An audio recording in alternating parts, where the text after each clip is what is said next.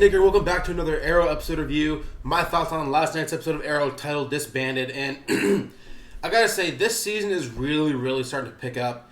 And I've been enjoying this season for the most part. But overall, I just feel like it's not as good as some people say it is or some people think it is. At least in my personal opinion. It's definitely better than seasons 3 or 4.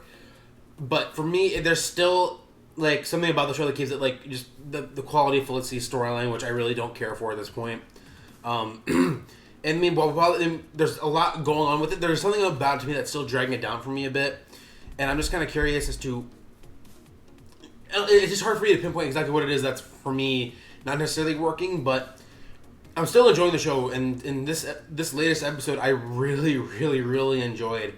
And these last few weeks have just been really reminding me of the season 2 episodes when Oliver was up against Slade and you felt like the stakes were there and you had Oliver going up against almost like an enemy he thinks he can't defeat. And with Prometheus, this was the first episode where they had any sort of real like win against him, because obviously by the end of the episode, like he's outed as Prometheus, Adrian Chase's, after being put in a witness protection program because they think the Green Arrow's after him or whatever. But I'm really intrigued by what's going on right now storyline wise, especially when these last few episodes between last week and Bratva centric episode, and also you got the torturing of Oliver, with Oliver kind of had to come face to face with the fact that he does enjoy killing, or at least that's what he believes. And this episode really was a way for Diggle to kind of come out in front and center, because I feel like he hasn't really had the chance to so far this season. And this was just going to show how well David Ramsey is as Diggle. And just even with Oliver being how he is in this episode, being so just done with the team, and he wants them to stop, and he just wants the Bratva to take down Chase, you see how driven Diggle is to keep Oliver's mission going, no matter what Oliver seemed to think at the moment, because Diggle, I feel like, knows Oliver best at this point, to know that whatever Oliver might be feeling, it's only temporary, and that's why he's going to keep fighting no matter what Oliver says. And that's a great quality to have, in the fact that, like, no matter what, John isn't getting up on him. Even when, Oliver socked him in the face and knocked him down, like, he was still saying, you're my brother, man. Like, I'm like, no matter what you believe, no matter what you keep telling yourself, I know who you are, and you aren't that person that Prometheus is trying to convince you that you are. And then there's some really great character moments in the episode with him and with the two of them. It was really well written and really well directed, and there was so much about this episode again that I really enjoyed. The only things I really didn't enjoy were just the Felicity storylines. Her joining Helix and this whole thing, I really don't care for. But then in this episode, you had Curtis go in there to kind of investigate what's going on with Helix and try to help them take down Prometheus, so they can use the tech to unpixelate the video of himself unmasking. And well, the Curtis side of it was interesting, that he was able to do the stuff that they were already trying to do. I just feel like Felicity is just, they're not doing.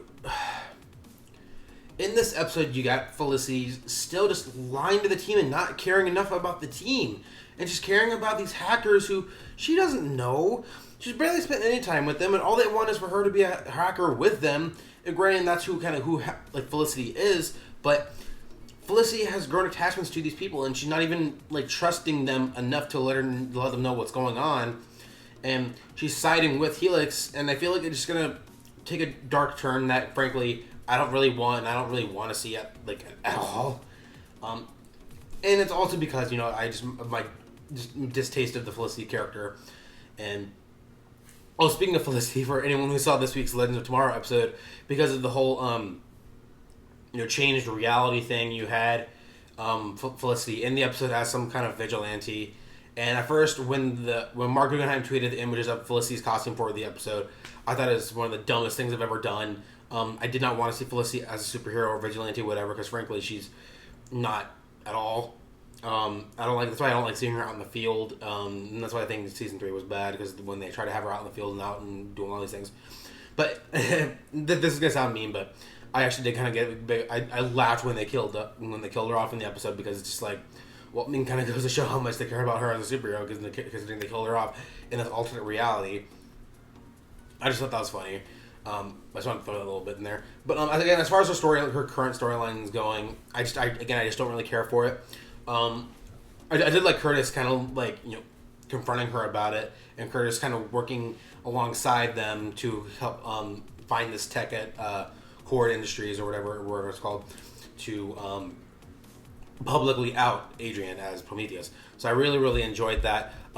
And I really love the dynamic between Oliver and Anatoly in this episode, because you had the two differing things going on. You had in the flashbacks, you had them just seeing how far their friendship had progressed up until that point, with Oliver prepping to go back to Lian for when he's ready to go back to Star City. By the time he's there in the pilot, like, you see the real bond and friendship between the two of them, and that's one of the things I've loved about the flashback season this season, is that you finally got Oliver. You got Oliver finally starting to become the person we see in the pilot, as well as just give him a more interesting backstory. Because I feel like seasons 3 and 4, the flashbacks really did nothing. Because by the time we got back to the island in season 4, they gave us a storyline that we really didn't care for, except for the episode with John Constantine. And in this season, you have Ivan Drago as the main villain in the flashbacks, which is awesome. And I really, really love seeing that, and just having him there as Kovar. I can't remember the actor's name off the top of my head, so that's why I just refer to him as Ivan Drago from Rocky IV. But I'm loving the flashbacks, and then I love how what's going on in the flashbacks right now is paralleling what's going on with Oliver and Anatoly in the present, with Anatoly kind of becoming what he didn't want to becoming, saying, "Oh, I had to do what I had to do to further the Bratva," and you're going to see just now they're going to be enemies, and it sucks, because I was really liking that dynamic. But you also have Diggle's point of, you can't be siding with criminals, you can't be letting criminals get away with all this thing, because it goes against what you're fighting for, and that's a good point that Diggle brought up. And so I just really thought what they were doing with the Bratva, and first of all the Bratva action sequences with them fighting the team were great. And finally, it's been weird because we haven't really seen much of the team in the last few weeks, but seeing them in action again, costumeless in this episode pretty much, I just really like seeing them. They're out in the field and kicking Bratva butt. That was really cool. But other than what I previously brought up, I didn't have really any problems with the episode. I'm really curious to see what they're going to do with this Prometheus storyline moving forward. Arrow isn't necessarily my favorite DC TV show right now. It's been the most consistent in terms of quality. Like, The Flash has been like up and down for me this year. It's like more or less so a Supergirl.